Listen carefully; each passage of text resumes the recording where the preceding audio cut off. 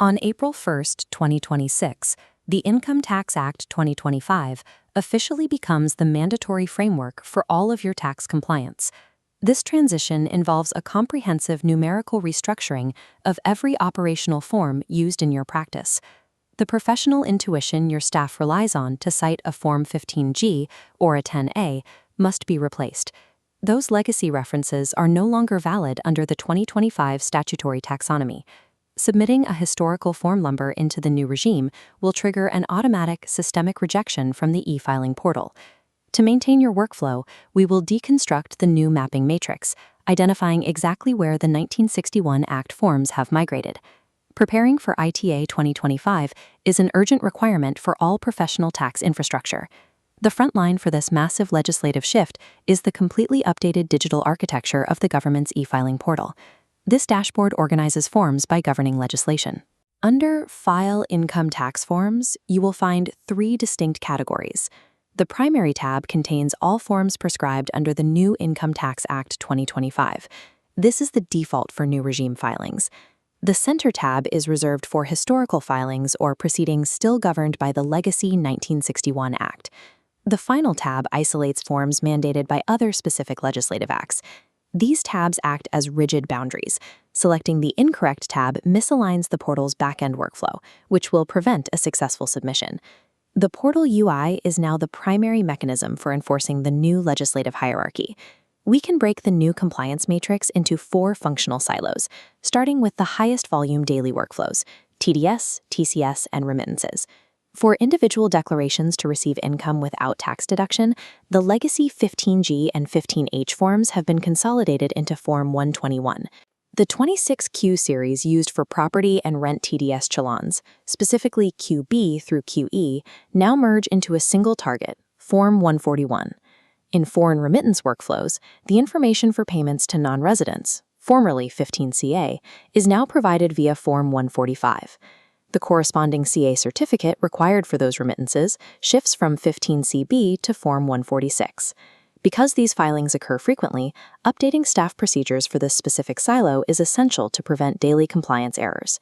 Our second silo covers international taxation and transfer pricing. The mandatory information provided by non-residents, previously the 10F standard, now maps to Form 41.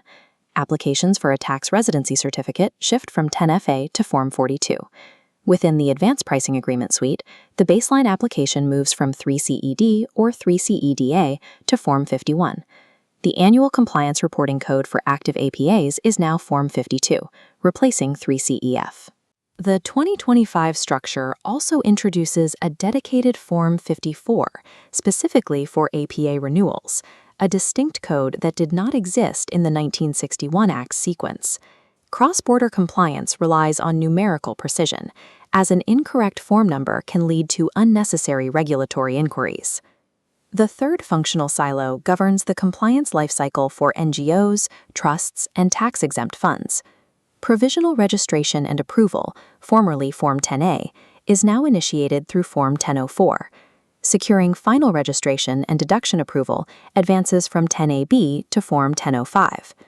On the donor reporting side, the statement filed by the donee shifts from 10BD to Form 113.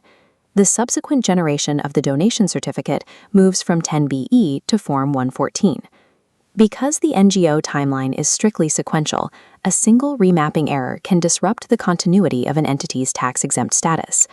The final quadrant covers highly specialized business sectors and international financial services center entities. Sector notifications map directly. Affordable housing moves from 3CN to Form 18, semiconductors from 3CS to Form 19, and agricultural projects from 3CO to Form 20. For IFSC units, the 2025 framework introduces completely dedicated statement-cum declarations that do not have legacy equivalents. This includes specific declarations required for units engaged in the ship leasing business. Separate, bespoke filings are also required for aircraft leasing and dividend exemptions. These specialized sectors now use dedicated digital paths under the 2025 Act, requiring precise procedural knowledge for submission. Reviewing the entire matrix highlights the extent of the procedural changes required. Firms must audit all internal standard operating procedures well before the April 2026 implementation date. Update all client onboarding checklists and manual workflow documentation to reflect the new 2025 codes. It is also necessary to coordinate with third-party software vendors to ensure their systems correctly integrate with these new form numbers. Aligning internal systems with these codes before the deadline prevents the administrative friction of systematic filing rejections. All preparation eventually leads to the manual selection process on the e-filing portal. Staff must be trained to verify the ITA 2025 tab is active before starting any new submission. This mapping matrix provides the technical foundation for maintaining compliance continuity across all client accounts. These updates should be implemented into your practice management systems immediately to ensure readiness. Vigilance at the digital interface, combined with comprehensive internal remapping, ensures your practice remains operational under the 2025 Act.